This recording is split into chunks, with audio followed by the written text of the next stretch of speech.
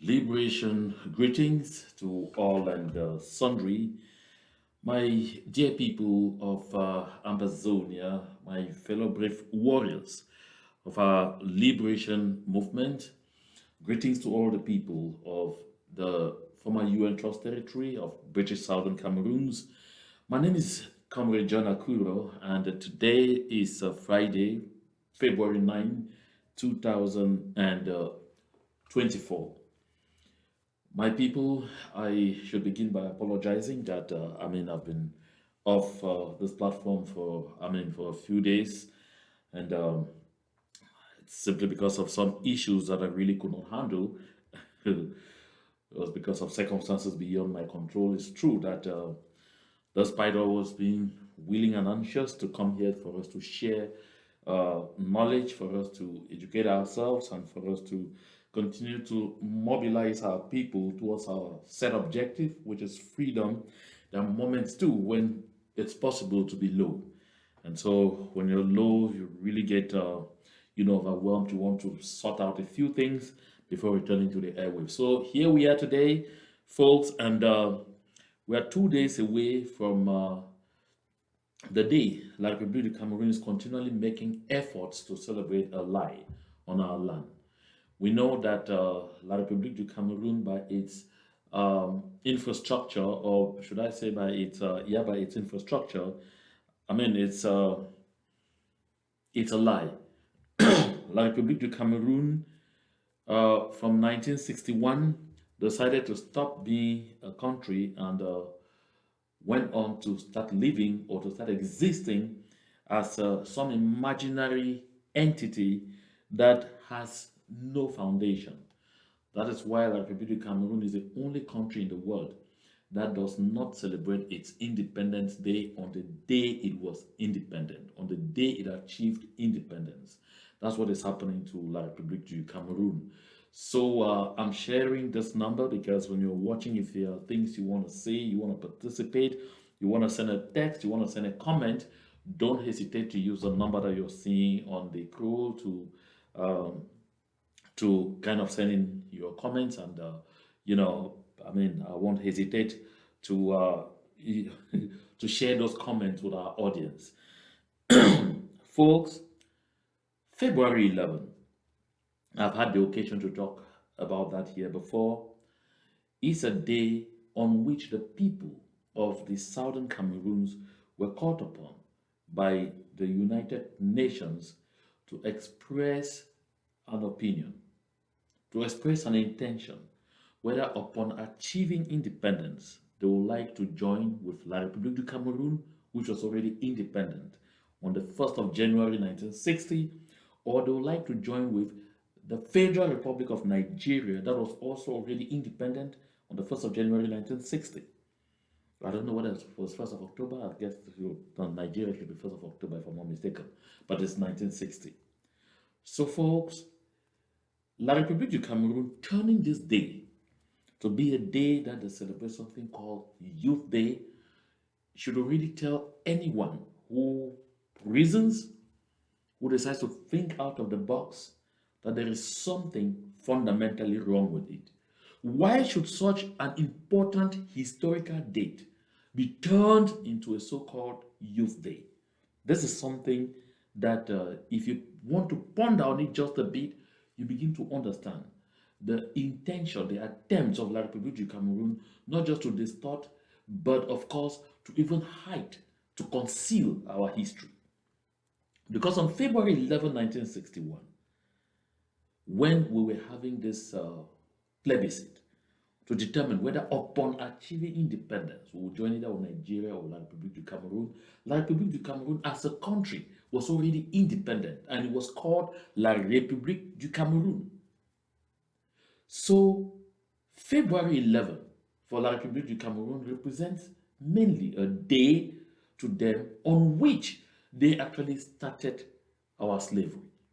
And that's why they don't want anyone to know this fundamental truth that February 11 has got nothing to do with the youths.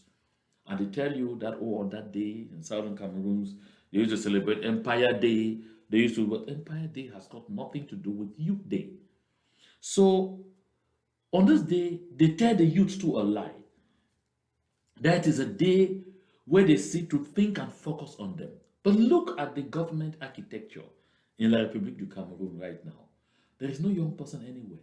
From the president of the republic, who is a nonagenarian who has completely lost control, doesn't even know where he is most of the time. And we are hearing the airwaves now being shattered by talks about his spouse being every other person's spouse. Permit me, I don't like to get into such indecent terrains, but I'm just trying to recall exactly what is going on now with the airwaves inundated with all kinds of conspiracies and horrible things going on in the palace, a story of neglect, a story of dehumanization, and all of those things. From there, you go to the Senate. There's another living ancestor there. That's why I prefer to call him a living ancestor. One they call Nyat Jifene Marcel, who spends 90% of his time in the hospitals. And then you leave from the Senate, you go to the National Assembly or to the lower house of the assembly. You meet Kaveh Yege Jibril, who is mostly senile, who himself sits and he talks. He can talk for the next 10 minutes. I'll never recall even one thing that he said during that time lapse. And look at across the board. Go to the Constitutional Council. There's another person there who's even now being carried on a wheelchair because it's not because he's handicapped, because he can't even stand straight and walk because of age. So this is how they sit and they craft a day and they come to sell a lie. Not only is the foundation of the day a lie, even the so-called intention they attribute to it is a lie, a claim that it is a day where they think about the youth. Rather, on this day is a day they exploit the youth. Is a day they tend to dehumanize the youth. Is a day they tend to ridicule and humiliate those youth. Folks, let me say this. In Ambazonia, in the southern Cameroons, any celebrations on February 11 are outlawed, completely outlawed. Our people had unanimously decided to stop celebrating a lie, to stop celebrating our own slavery and servitude. But in the fashion of colonial administrations, La République du Cameroun would not hesitate to continue to want to force it on our people and to try to deceive the world that our people continue to celebrate this lie. Year in, year out, they make frantic efforts, use various tactics, do all kinds of things. In some places, as I speak now, they've already gathered children, put them in places, caused them to march in places they recorded, and they have those videos. They will broadcast them on Sunday to give the impression that that is what is happening on Sunday, that our people, our children went out to march. In other places, like I talked about Boyo, I talked about Ngokotunjia, I talked about Meme, I talked about Dian, I talked about Kupe Wanengoba. Of course, it's all over the territory. The colonial administrators are exploiting the people and threatening them with all kinds of ills if teachers and other civil servants don't come to march in the place of the so-called youth, because they are certain that in too many of those places the children will not show up, and so therefore there must be a march pass, and they tell the teachers, if the youth don't show up, you the old people come and march. After all, in La République du Cameroon, they say youthfulness begins at 77. Listen, all those tricks over the years have never succeeded in helping La République du Cameroon to sell a stupid and useless narrative. But just that this year, what we have observed in Bamenda, chief town of the northern zone, is that La République du Cameroon's soldiers have connived with some school heads, especially boarding schools, school heads, and carted people's children today, beginning today, Friday, February 9, because they know that from tomorrow, the 10th, there will be a lockdown. There will be ghost towns, there will be nobody anywhere. So this Friday, they've carted school children from several schools with, especially boarding schools, boarding schools, with the complicity of the school administrators into military barracks, so that on Sunday, they will carry them in military trucks from those barracks to the places where they will go and march, and they will say that the people willingly came out to celebrate Youth Day. And the risk involved here is that the self-defense volunteers who are out there looking at those military vehicles as targets may end up killing their own children while targeting the military. These school heads that cooperate and participate in such an evil scheme need to render accounts to the families and to the people of Amazonia if anything happens to any of those children. I'll say this, you think I'm talking theory, but today an eyewitness in Bamenda saw it happening and he reached out to me. You may not get this very well because the voice that you'll be listening to is not the natural voice of this individual for security reasons. So listen a bit to this account and we'll move ahead. Yeah. So you see what has happened? I was calling because I was really an eyewitness, but with my hands on the steering, no way to take an image. And probably the fear too. My body was still shaking. Wow. So what happened? Which school was that? They're taking the children into their camp. I don't know what for, but I'm suspecting that these are people they will use to march on Sunday. Do you know which school the children are from?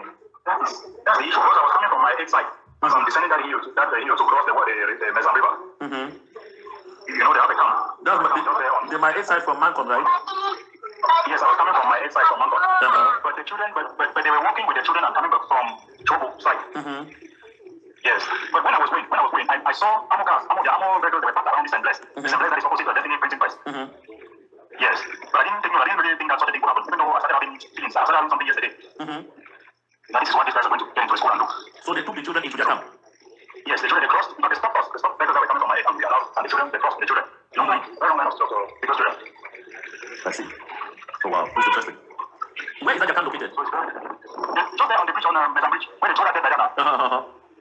Yes, when you're coming from Togo to go to my head, as you reach on that bridge, you cross the bridge. The first branch, in fact, just 5 meters from that bridge, there's a branch on your right. That lines into the camp. I see. I could send you a Google map. Okay, so I like also look, this is exactly where that camp is. As you can see, this is a Google Earth map drawn up there. If you look at this map very carefully, you'll be able to see exactly where this camp is. And this should inform us that La République du Cameroun, as they are simply full of, gimmicks. They know that they cannot overwhelm us. They know the will of our people is not to participate in some of this useless colonial celebrations with no meaning, but rather with the intention to continue to humiliate and subjugate us and hold us in slavery and servitude.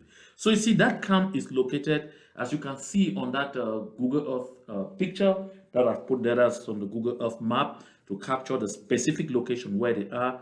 You see in Tambeng, from Tambeng, because they're in between Tambeng and the Hotel Resort 84, as you can see on that map, you see the area that I've encircled, that's where they are. You see Sunjos, they're not far away from this Sunjos residence. And if you look again very closely, you see that they're not also so far away from the Grey Center, but they are located specifically between Tambeng and the Hotel Resort 84. If you know my aid, you know the area where there's a garbage dumpster, and all of this, it is just around that area where they are. And you can see that, they are not a very long distance away from AJ Integrated Farms and the Sacred Heart College, Mancon. So these children that they have carted into the military barrack so that they will take them out on Saturday in military trucks to go and march. Of course, these are people's children that are going to be under siege. They are going to be staying in the military barrack. They are both boys and girls. With the history of La République du Cameroun military abusing our children sexually, a lot of people's children who are supposed to be in the dormitories in school will leave that place infected with diseases. Some will even come away from there pregnant. That's exactly what is going to be happening. Are the parents aware that this is what is happening to their children who are supposed to be in their dormitories in boarding schools? Folks, if you have just joined and you're watching me, share this video and share as much as you can. Let the parents be informed that this is what, if you have your child in a boarding school, seek to know where the child is at this point in time. the proprietors and the management team of the various boarding schools in Bamenda, especially in the Mancon area, must be held to account for exactly what is happening to these children. Exposing people's children who have been put under your charge, and the parents are sleeping peacefully knowing that their children are in dormitories, whereas you have taken them and exposed them to all kinds of abuses by soldiers who don't have any inkling of responsibility, who don't have the interest of our children at heart, who abuse with impunity. This is ridiculous. Absolutely ridiculous. If you have your child in a boarding school in Bamenda, begin to call now and to find out where your child is. This is shameful, but it's happening. You just heard that account. I'm not making it up, and I've shown you this Google Earth map to indicate to you exactly where they are. My people, when I hear and talk about things like this, they really frustrate me, they break me down, they make me feel low. Let's have a few seconds of respite before we return to our show.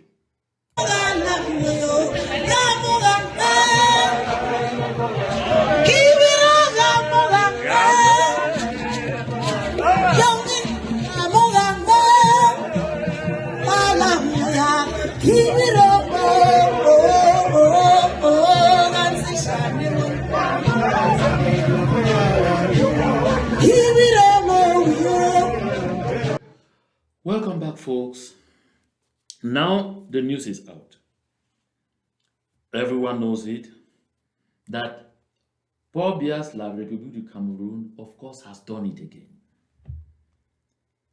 Listen, folks, I have said 1,001 times that anytime you make yourself banana, be ready to be eaten up by monkeys. Once you make yourself banana, monkeys will eat you. And there is nothing anybody can do about it. And this couples with this very important declaration I've always made here, that anytime you settle for less than you deserve, you will always end up with less than what you settled for. La République du Cameroon has been in the news across the world for well over 2, getting to 3 years today, with respect to a petroleum funds scandal with Glencoe. These petroleum resources come from the southern Cameroons. And the existence of these petroleum resources in the southern Cameroons is one of the key reasons why the federal nature of a state that was entered into in 1961 was dissolved. Because France and La République du Cameroon wanted to have unfettered access. And so that they could manage in all opacity without having to render accounts to anyone and without providing royalties or anything at all out of it to the people in the localities from where the oil is drilled. From 1972, when the oil discovery was made in Cape Limbo, Indian County, unto this day, and from the time Sonara was constructed, and the SNH, what they call the National Hydrocarbons Company, were all created to manage the oil resources. Not a single southern Cameroonian has ever been either the boss of either the National Hydrocarbons Corporation or the National Refining Company Sonara. None of these two. All of them are managed systematically and in all opacity by La République du Cameroon citizens. Exclusively. Director General, Deputy Director General, Director of Human Resources, Director of General Affairs, Director of Administration and Finance. No, none of those positions in none of those companies have ever been held by any person of Southern Cameroon's origin. At some point, to throw dust in the eyes of the people, Mr. Paul Biya went ahead and appointed Mr. Elum Porche at the Hydrocarbons Prices Stabilization Fund. That has got nothing to do with managing the resources that come from the oil. That has something to do with trying to work on the prices, ironically, to stabilize the prices so that the prices will not fluctuate according to the trends on the international oil market. That is all. Make sure to keep you a good distance away. With the National Hydrocarbons Company, it is even based in Yaoundé, sharing walls with CRTV and Balatu. Now you can say it's even a bit far. Although that is the company that manages the crude oil, that gives out concessions, that gives out exploration concessions, and manages the crude oil from Cape Limbo, manages all the drilling and everything, and then sells on the international market. It is the National Hydrocarbons Company based in Yaoundé, where not a single Southern Cameroonian has any stake there or knows what is going on. Then the green scandal is Sonara, that is based in Victoria, in Limbe. From the day it was created to this day, not a single general manager, or even deputy general manager, or whatever has been a Southern Cameroonian. To throw dust in the eyes of the people, they, of course, get some lost souls and make them board chairpersons. Of course, that is dust in their eyes because they have virtually no say. All they get once in a while, like we saw notes written sometimes by Johnny Bongole requesting to the Director General of Senegal, please send me 2 million fans or send me 10 million fans. I need this money to go and mobilize CPD and militants to support Mr. Paul Biya. That is all. So today, this 9th day of February 2024, Sonara again got a new Director General. Bernard Eding from La République du Cameroun was the founding Director General and was there forever until death did him part. After that, they brought Charles Metuk, still from the littoral, and he was there until he irritated the system and they threw him in jail. And then they brought in a gentleman of Bamileke origin who was there for just a few years, and now he too has been kicked out. And he has now been replaced by Chantal Biya with this gentleman called Bako Haruna. Bako Haruna, that you are seeing on my screen, with effect from this day, is the new Director General of Sonara. That's the National Oil Refining Company. Of course, although it's just a shadow of itself, but this is who is the new Director General. His name is Bako Haruna. Bako Haruna is at the same time the Director General of the Cameroon Oil Transportation Company, CODCO. Of the Cameroon Oil Transportation Company, CODCO. He is the Director General. He even holds another position in yet, another very lucrative position. But what is peculiar about Mr. Bako Haruna is that Mr. Bako Haruna is this time from Nanga Iboko. Nanga Iboko, that's where Chantal Biya comes from. The peculiarity about this particular stuff is it's funny what we're saying. You heard about the Glencoe scandal and the billions involved.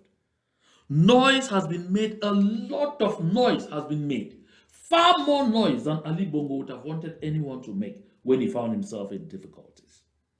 A lot of noise has been made.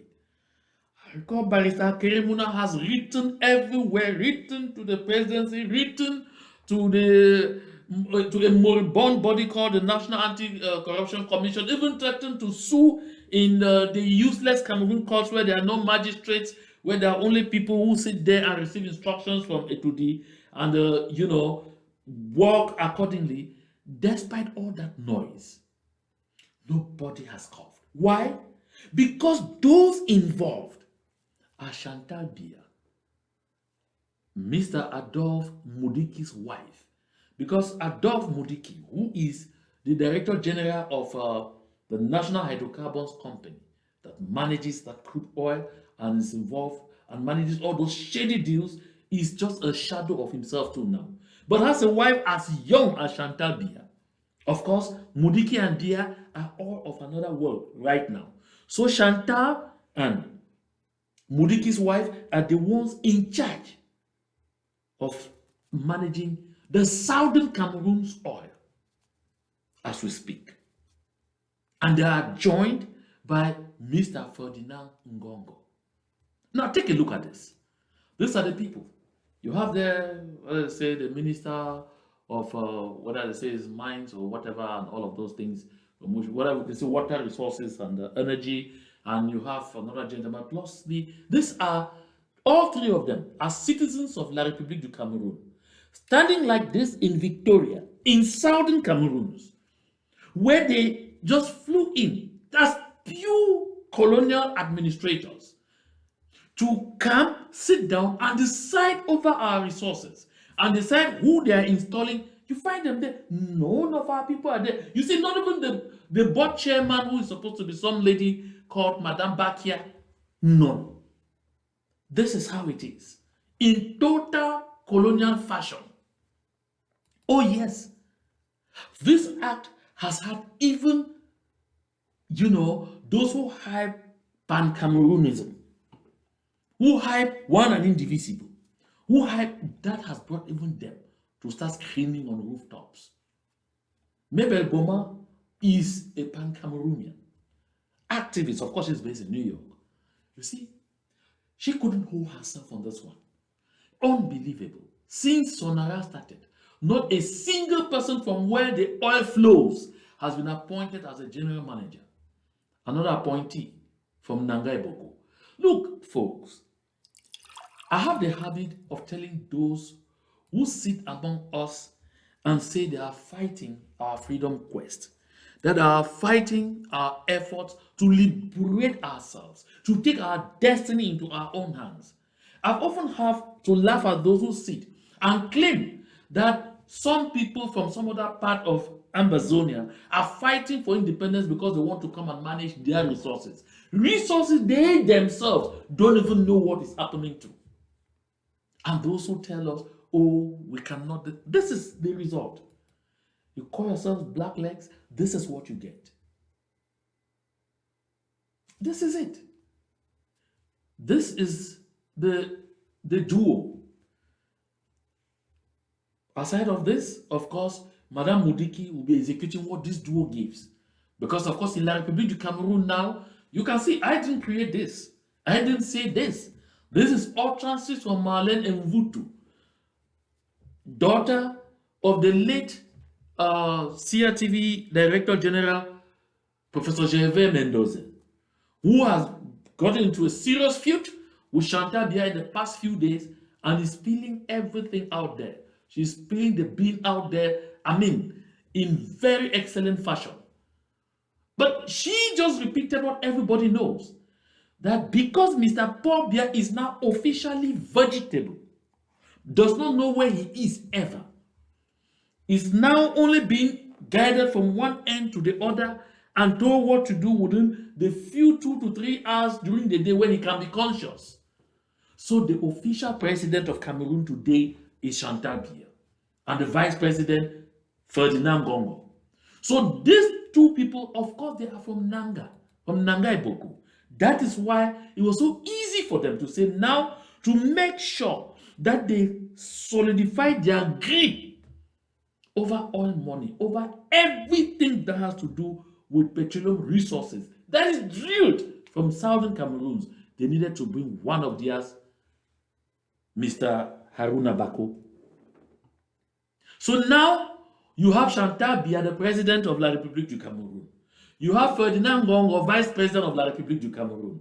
And you have Mr. Haruna Bako, director general of Sonara. Of course, the Nangai Boko clan is taking over in grand style. Why?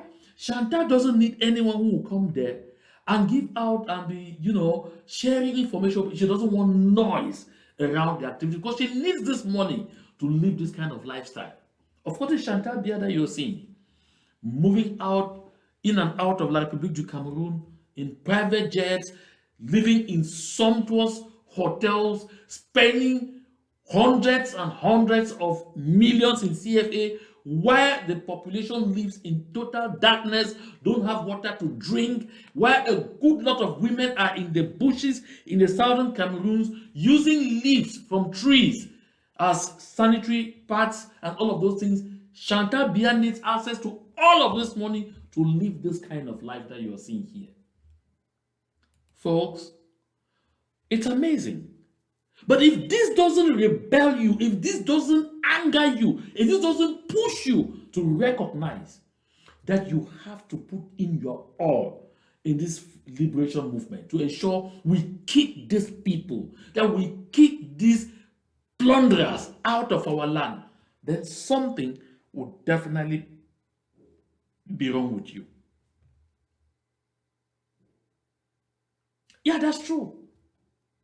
And like, seriously, I heard someone who is from Fako cry out loud recently that something is being done to them in the southern zone. Where's Mbelamoki? Someone's knee is on the neck of Southwesterners, and this is the moment we should get out of what it is. We are being called to keep quiet and not to tell the truth. So did you hear that? Mbelamoki, Ngaringa, you now know whose knee is on the neck of the Southwest. You now know very well. You can see them. If you are doubting who they are, let's start going back again. You see, this is Chantal Biya, the chief of the orchestra right now. You live from Chantal Biya. Of course, this is the duo from Nanga Eboko. You live from there.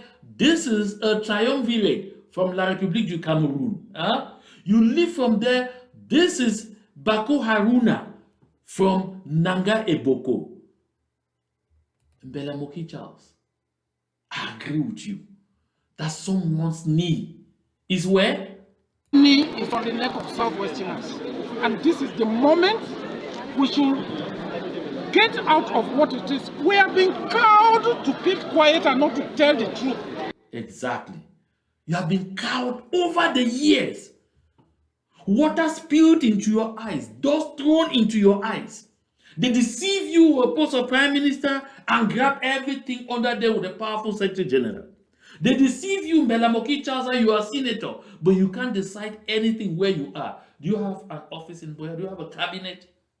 Do you have? Oh. Well, the one man who knows how to conclude this whole thing is called Ashumienti. President Paul Biya is a blessing to this country. Cameroonians, we are lucky. We are made because we have Paul Biya, the helm of the state calf. This President Paul Biya is a blessing to this country. Cameroonians, we are lucky. We are made because we have Paul Biya, the helm of the state. Yeah, Ashumienti, you're right. But is Paul Biya still at the helm? Is he still there? Oh, what a blessing. This really is. This is really a blessing, Ashu. I agree with you. My dear people of Embezzlement, a lot of the times we have been want to ask ourselves the question, how did we get here? How? How did we ever get here? Is a $1 million question. Get here to the point where we see red. I would prefer to call it green.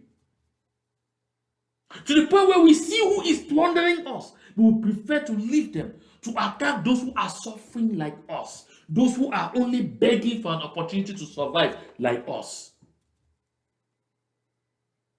Who did this to us? Folks, we have to continue to rise. We have to continue to motivate ourselves. We have to continue to inspire ourselves. We have to continue to mobilize ourselves to kick La République du Cameroon out of our territory. It has reached vexing levels. And if you think you have had enough, hear how the money that comes out of our territory is being misused. Listen. L'émission, mais je voudrais avoir votre avis sur un sujet qui tourne dans les réseaux sociaux depuis quelque temps. Roger Justin Noah, en quelques secondes, il s'agit de cette affaire de 67 transactions douteuses à la Direction générale des impôts, représentant une valeur d'environ 400 milliards de francs CFA. Disons très rapidement qu'il s'agit, c'est à la suite du décès du journaliste Martinez Zogo, que des collègues qui sont camerounais, qui sont étrangers. Now, not to let you listen too long and get lost before I come in, listen here, folks. This gentleman is introducing a journalist who says that after the death, after the assassination of Martinez Zogo, another investigative journalist who had made it a point of duty to denounce the massive fraud and embezzlement involved in the Cameroon, in the management of resources in the Republic du Cameroon. Of course, we are concerned because a lot of these resources come from our land, and he was assassinated. So this journalist who's on the set says they decided to pick up from there and to carry out other investigations. And they found out that at the Department of Taxes, or the Directorate General of Taxes, of Taxation in La République du Cameroon, a total of some 66 very fraudulent transactions were carried out in a very shrouded or clouded manner, amounting to a total of over 400 billion. Listen to what I'm saying. 400 billion CFA francs. Let's listen to him. Ont décidé de continuer le travail qu'il a commencé dans le cadre du projet Arizona. C'est-à-dire que lorsqu'un journal décède, son travail ne doit pas s'arrêter. Ils ont donc continué le travail d'investigation qui a été commencé par Martinez Zogo. Et c'est comme ça qu'ils tombent sur le pot rose. Ils découvrent que entre 2017 et 2021, il y a eu des paiements non déclarés des caisses de l'État pour un montant cumulé de près de 400 milliards de francs CFA. C'est des paiements. Did you hear that? Between 2017, that's just 2017, and 2021, so massive undeclared payments. When they say undeclared, it means that there is no particular project to which the payments were meant for.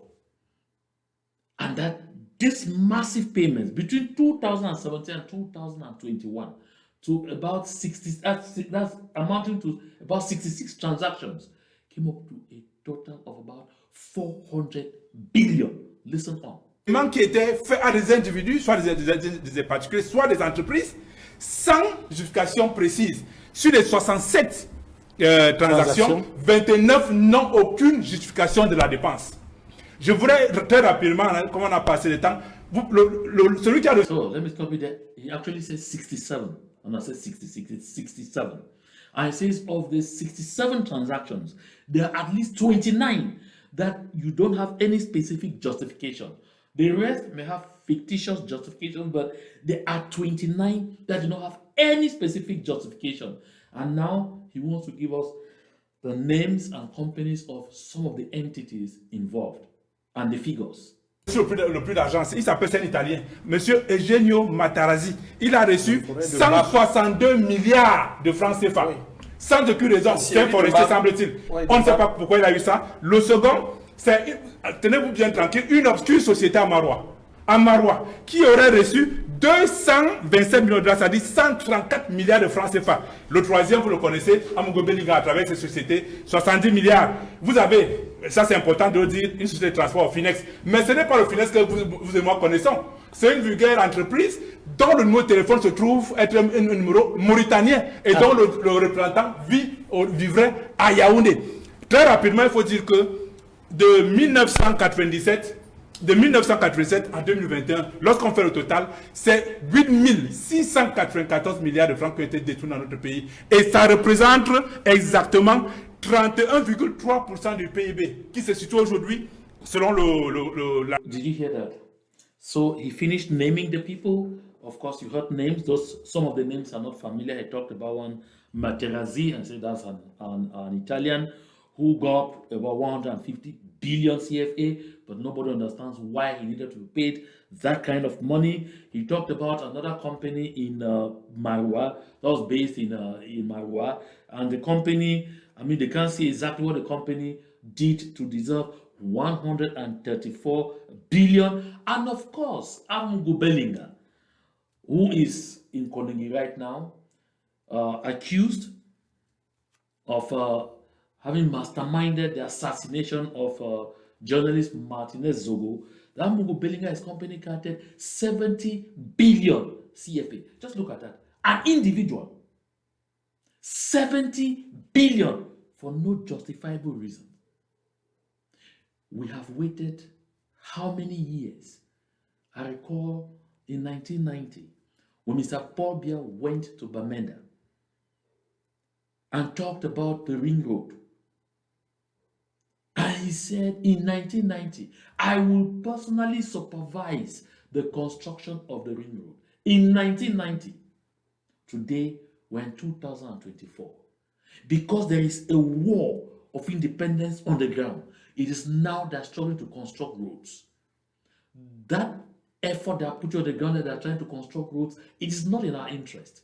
They're struggling to construct roads that will enable them send in their thugs to penetrate into the hinterlands of the southern Cameroons to fight our people, to extort from our people, and to try and maintain us under slavery and servitude. We don't need those footpaths that they are constructing in the name of roads. We don't need them. But this is why. Look at here. The journalist makes a very interesting declaration that just between 1997, that's 1997, that's the year I graduated from the Advanced School of Mass Communication, and 2021, between 1997 and 2021, a total sum of 8,694 billion CFA was embezzled in the Republic of Cameroon by individuals and obscure entities. 8,694 billion. You know what they call 1,000 billion? First of all, you know what they call 1 billion? 1 billion means 1,000,000 times. That's 1 million CFA. 1,000 times to make 1 billion. And now they're telling you that 8,000 of those billions, 8,000, not 10 billion, not 100 billion, not 200 billion, 8,694 of those billions were embezzled by Mr. Paul Biya and his gang of friends in power in La République du Cameroun just between 1997 and 2021. But at the same time, because this represents about 31% of the country's entire gross domestic product, the GDP. But at the same time, the country has now an external debt of over 12,000 billion. Let's finish with him. La caisse autonome d'amortissement à 27 710 milliards. Donc imaginez que les gens en 24 ans volent, détournent 8 674 milliards, représentant autant d'argent. Pendant ce temps, le Cameroun continue à s'endetter. Aujourd'hui, au 30 juin 2023, le Cameroun est endetté de 12 137 milliards, soit 43,8% du PIB. Est-ce que c'est normal? Alors, on aura l'occasion de revenir sur cette question et interroger d'ailleurs la responsabilité. Mais de toute évidence, c'est un sujet que vous connaissez, hein, Serge-Henri Kébert. Absolument, tout à fait, parce que à la suite de Roger Justin Noah, je voudrais dire, comme il a déjà cité le Amungu Bellinga, qui, n'est-ce pas, avait des ETS, des établissements, mais qui pouvaient avoir des marchés de 700 millions sans appel d'offres. Donc vous comprenez en fait que le Cameroun actuellement est pris dans les ténailles d'une nébuleuse. Moi, à mon avis, il faut réinstaurer la peine de mort au Cameroun parce qu'il y a des crimes économiques. Alors, je voudrais... So did you hear? Shameful. So as of July 31, 2023, of course, and these are statistics that they drew from the National Sinking Fund, what they call Caisse Autonome d'Amortissement. Of course, that as at the 31st of July 2021, Cameroon has an external debt of 12,137 billion. Whereas just between 1997, 24 years, and 2021, 1997, 2021, individuals, that's Paul Biya and his gang and his few friends, his clan people, with Chantal Biya, Ferdinand Gongo, and all of these people have embezzled 8,694 billion. And a good chunk of this money comes from the southern Cameroons. Yet, some folks among us, I'm thinking of people like Dr. Munzu,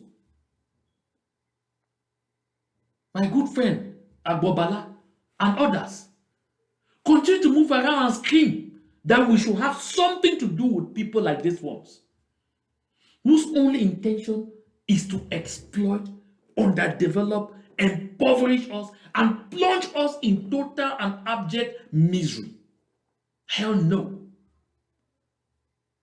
We have to continue to be firm. We have to continue to be resolute. We have to continue to be mobilized and determined to fight right to the logical end and kick La République du Cameroon out of our territory. It is then and only then, folks, that I will assure you that we would be guaranteeing a future for our children and our children's children. Anything short of that is collective suicide. La République du Cameroon is who they are. They will never change. They will always be what you see them. You have seen citizens of a country where they are making life impossible, but the people cannot raise the little finger to say enough is enough. Folks, I'll be back. To God be the glory.